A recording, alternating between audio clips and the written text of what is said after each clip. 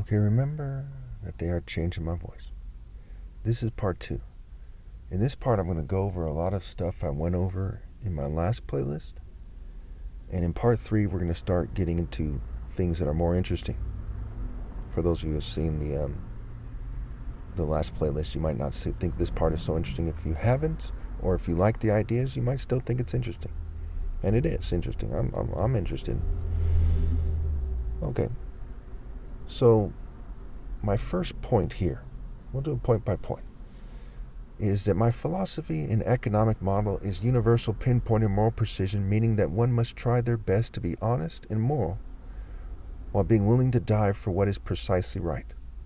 My philosophy is also my dating philosophy. Point number 2. One must look at the potency of oligarchy, or conservatism, versus the potency of justice when they are considering adjusting the economy. For example, social programs should be audited closely, and they should be done with a cost-effective process. The FBI should hire more agents to track the money in real time.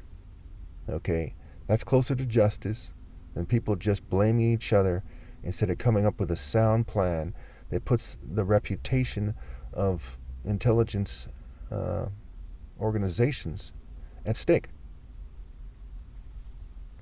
Because part of the game they're playing is that if people would just leave it to the experts and blindly follow them, that the world would magically be a better place. So there's a way to outmaneuver them there. Also consider that a trickle-down economic system is an oligarchy. It's a feudal system of sorts, where you have people who think of themselves as titled individuals, titled and entitled. They think that they have the right, they think that they're entitled to rule over people, and that people should scramble to be their slaves. We have always had a trickle-down economic system in this country, even when the tax rate for the top bracket was 80%. We'll get to that in part 3. Okay. Point number 3. The content of the character argument. Under no circumstances should the economy be designed to uphold racial or LGBT supremacy while attacking the idea of moral supremacy in reality, obviously. We went over that. Point number 4. What are the rich spending their money on right now? The people who argue for trickle-down economics, they never want to answer this question. Okay? If the rich need more money so that more money, quote-unquote, trickles down, I mean, what are they spending their money on right now?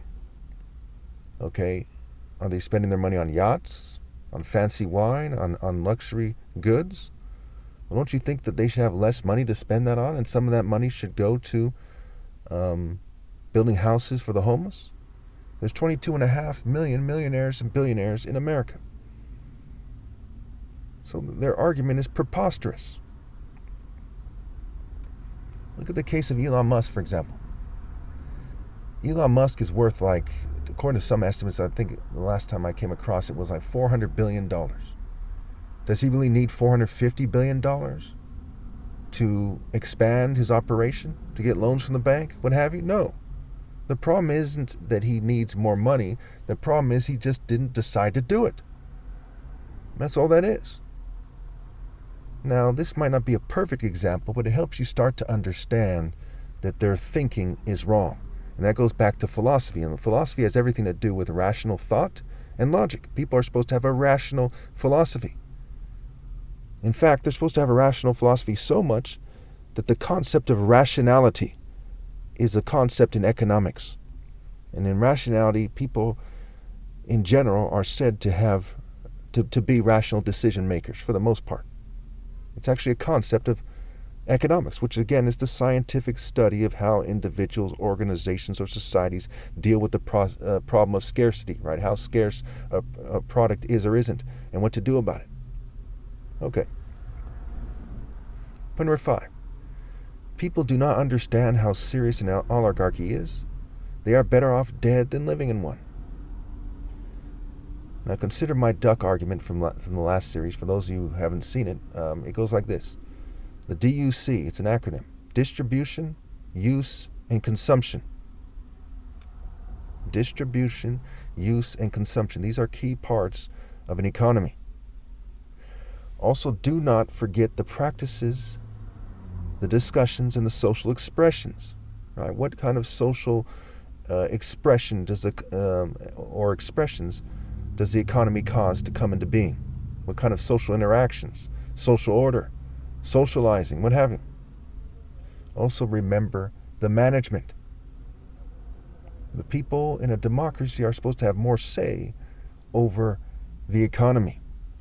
And we don't see them having a lot of say because people use fancy terms, because people confuse them about how to think. People are used, confused, and abused as part of the ruse. A ruse is basically a scheme, an evil scheme, a foolish scheme, what have you. Point number 6. Now I'm just going to go through the first points in this. I don't want this video to be too long. I went over this in the last my last economics playlist, series. And so I'm just going to shoot through these parts. If I stop at some point that I feel that I didn't go over in the last one, the last video series, then I'm going to kind of take some time on that point. But in part 3, we're going to go over some new stuff here that I didn't go over in the last playlist, but some of it I have gone over in my videos. But I have like 16,000 videos plus or something by now since 2009. So, I'm just going to go ahead and add that. And this video series is being made so I can put things in an orderly fashion for you to see in a playlist, where quite often I'm not talking about economics as my main topic, and I throw that in there. So here I'm making these economic video series for people to see why I call myself the top economist, though I don't have a degree in economics, and there's a great many terms that I don't know off the top of my head or really otherwise. And just like with the idea of aggregate demand, they're fancy terms. It's called intellectual jargon. That's not so important. What's important is the philosophy. And I've been looking into economics, for quite some time now, since 2021 at least, when I was talking about my War on Poverty plan, the first one, which was a $60 billion plan. It's an annual plan. Every year there'll be $60 billion in new taxes. That was the first plan I put out there. And in order to make sure my plan was sound, I had to go over things that have to do with the scientific study of how individuals, organizations, or societies deal with the problem of scarcity, which is economics. And I also have a bachelor's degree in information technology with a concentration in software engineering. And in order for me to have gotten that degree, I had to take a finance class. A class on finance. Anyway, so where were we here? Okay. So now let's talk about point number 6. Consider the motive, formula, model, and output. This idea is key here. There's more than one way to look at an economy and to ask yourself, is the economy fair? What can they do better? You have to consider the motive, the formula, the model, and the output. Now, just like almost everyone doesn't know every word in the dictionary, I'd imagine nobody knows every word in the dictionary off the top of their head, but I don't know. No one knows everything when it comes to economics.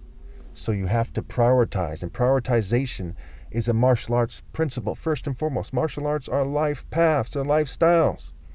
Okay? So these people aren't as good as I am when it comes to the economy, when it comes to economics, when it comes to understanding the economy. Because I have a higher science. I prioritize effectively, they don't. They're not willing to die for God and for what's right. I am. So their motive, their life motives, their philosophical motive, their dating motive is inferior. Their life path is inferior. Their ways are inferior. And when all is said and done, they don't man up, or if they're a female, woman up, and insist on a sound economy.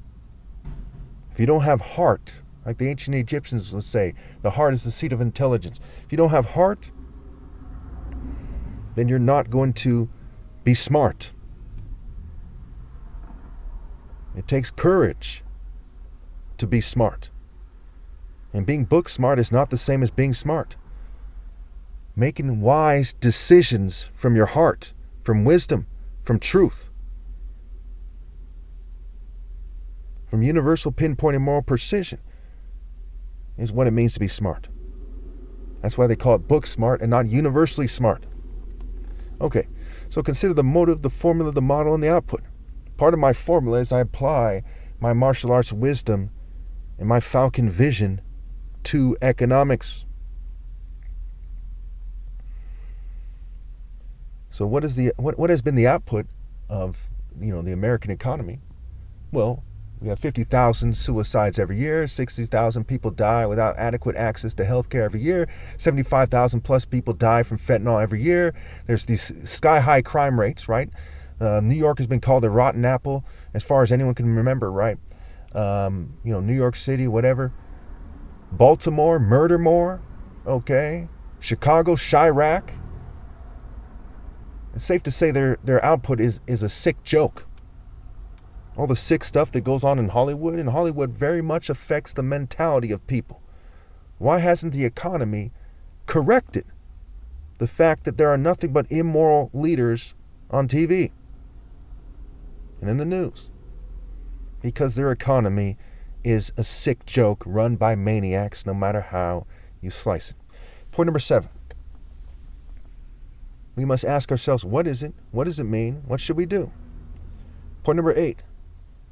Federal Reserve interest rates affect various types of loans, including home loans and car loans. The Fed raises interest rates to slow down inflation. That's what they say, right? The idea is that if money is harder to loan, it's harder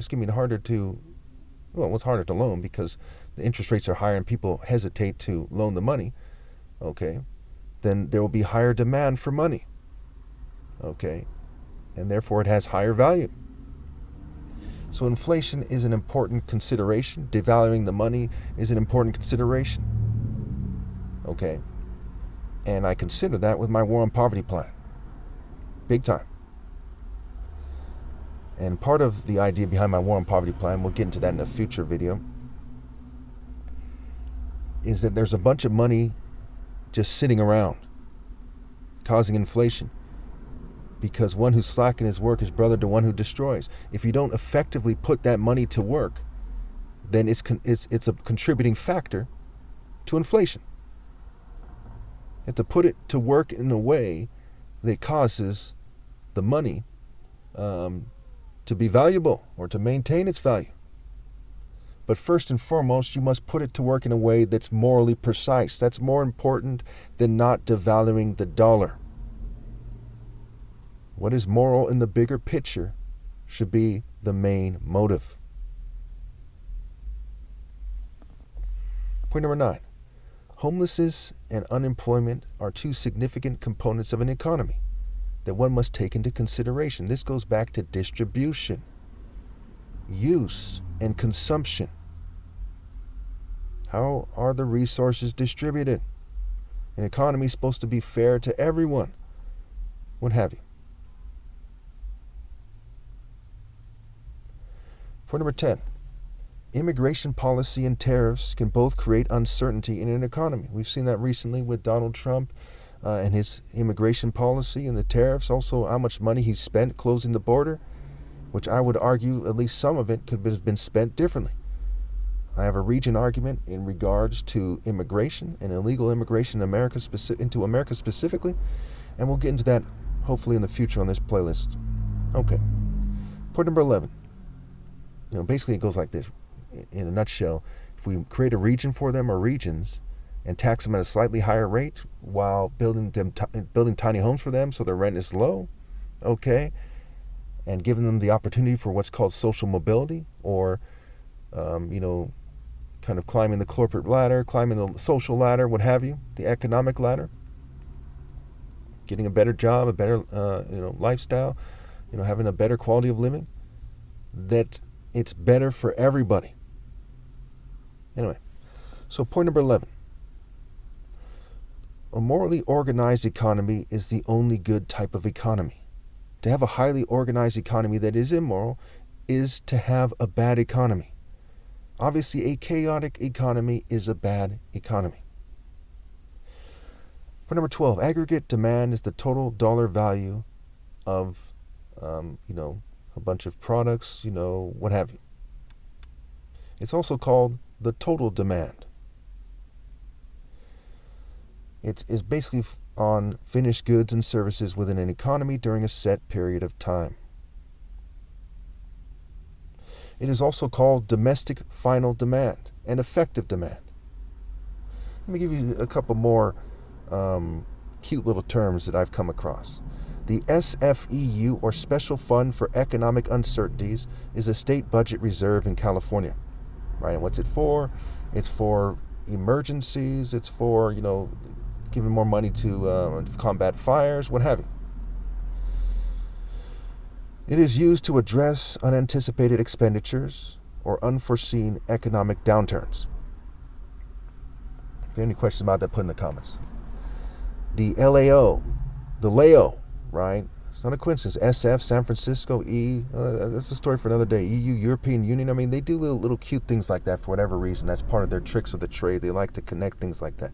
The LAO, right? Los Angeles, right? The LAO is the Legislative Analyst's Office. And for whatever reason, a bunch of pervs come up with these terms. This is a story for another day. I can easily prove that. Okay, ask yourself why pirate is rapid scrambled, prepare is pre-rape scrambled. Okay, meal is melee without the Y.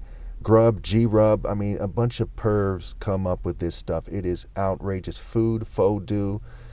Okay. Point number 13. One must consider tax loopholes and the many years of avoiding taxes that the rich have maliciously enjoyed, as well as the fairness of tax credits. So what tax credits should there be and why? I'm not trying to draw into question any tax credit in this video, but you have to consider the whole picture, okay? When they talk about trickle-down economics and they argue that rich people have worked so hard and there's some kind of victims that pay taxes disproportionately or something, they leave out key things like the fact that they often avoid paying taxes. And when I was younger, my father is a brain surgeon, right? He paid like half of his salary in taxes. And he still brought home a lot of money, and a lot less than a whole lot of other people, mind you. And other people, my mom was like, my dad's like the only rich person, only person with a significant income, rather. Okay, which really upper middle class, not upper class, historically. He's the only person who has a significant income. He pays all his taxes. That's how much of a sick joke it is. Okay.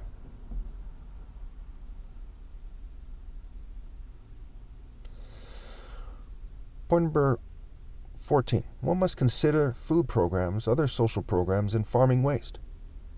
Point number 15. One must consider restructuring the school system for those who need it. Now, part of the idea of an economy, part of economics, right, the scientific study of individuals, organizations, or societies that deal with the problem of scarcity, is the workforce, right, unemployment, the labor force. Okay, who needs what services and why? Who needs SNAPs, which is a food program? Who needs various forms of welfare? Who's on Medicaid or Medicare? How much Social Security should there be? Okay, and who gets how much Social Security for what and why?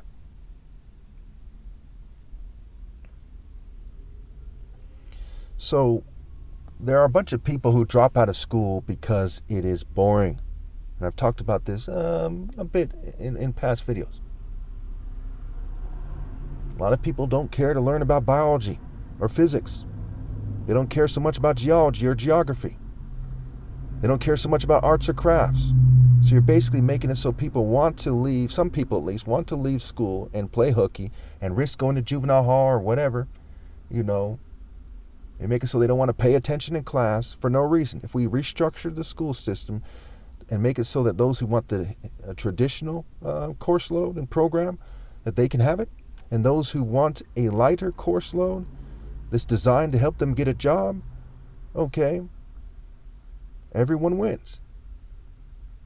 Except for maybe, crazy people. I've described the school system as like a torture chamber. It's a torture chamber called school. And some people like to be abused more than others, and that's all that is. Okay. So, I'm just going to keep going here because I've talked about this. I probably talked about this in the playlist as well. But to make a long story short, there's school to work programs that could be there. There's a lot of things we could do. We could start off earlier with much needed job skills. Maybe you want to be a mechanic or something, right? You start learning that instead of all this stuff you don't need to learn. And if you want to learn it, you can, watch videos about it on YouTube. There's things that you can do, right? But you don't need to be forced into a program that has you bored out of your mind and has you at school for many more hours than you need to be, when you could be actually interested in something and inspired, right? Inspired by something. The word inspire, like the word aspire, is a play on words which includes spar. Inspire alpha, inspire. Aspire, alpha, spar. So people who are more like me, more inclined to be warriors, who think a certain way, who learn a certain way, that forms of learning are key, okay?